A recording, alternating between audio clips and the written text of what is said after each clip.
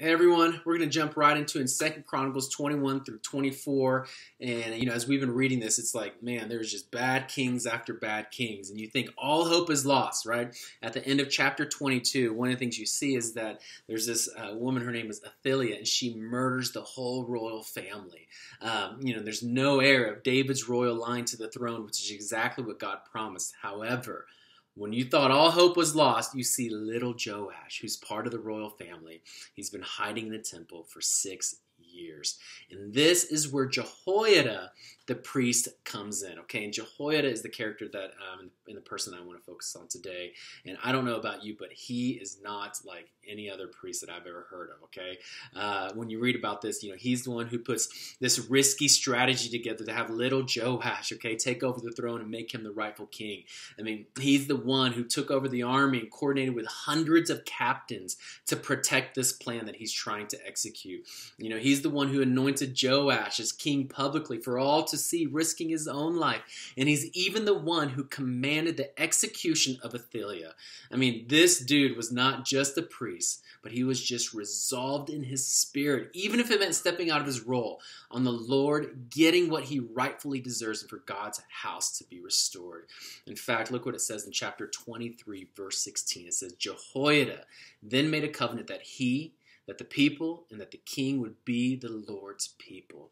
You see, Jehoiada did so much, but one of the things he did was reinstituted the practices and customs that was commanded based upon what God revealed to David and Moses. I mean, he wasn't a king, he wasn't a soldier, but he was a priest. And here's kind of the cool thing about the story is that, he was a priest, and yet in the New Testament, we are all called to be priests, do what he did. Okay, 1 Peter 2:9, it says, but you are a chosen race, a royal priesthood, a holy nation, a people for God's own possession, so that you may proclaim the excellencies of him who has called you out of the darkness into his marvelous light. In 1 Peter 2:5, it says the same thing. You also, as living stones, being built up as a spiritual house for a holy priesthood. And so here's the question.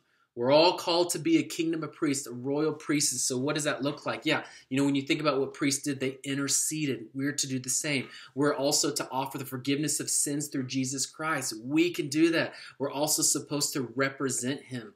The priests in that day, it said, holy unto the Lord on their turban. And so they're supposed to represent the Lord to the people. But here's the question. Are you, like Jehoiada, resolved to do whatever it takes for God to receive what he is deserving of? I mean, just again, think about what Jehoiada did. He called out the evil in people when he saw it. He tore down idols. He called the leaders, right, all the captains to be aligned with what God was wanting to do.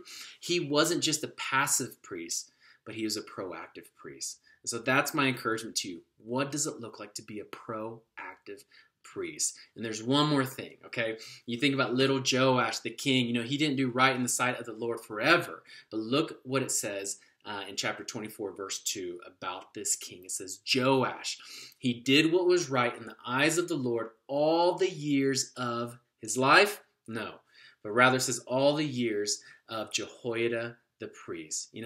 Though it's really sad to see Joash be faithful and turn to unfaithful, it speaks a whole lot about Jehoiada's influence. And so here's the last question.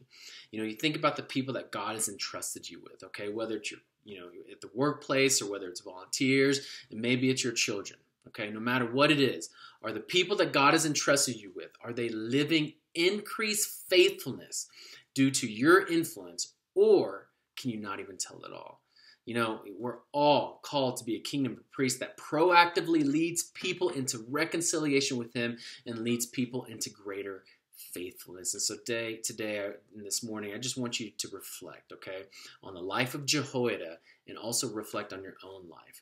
With the people that God has entrusted you with, are you leading people into greater devotion and love and faithfulness to the one that is deserving of it, or are you not? And so today, let's do that. Let's live with great influence and be proactive priests as opposed to passive priests. Hope you guys have a good day. Bye-bye.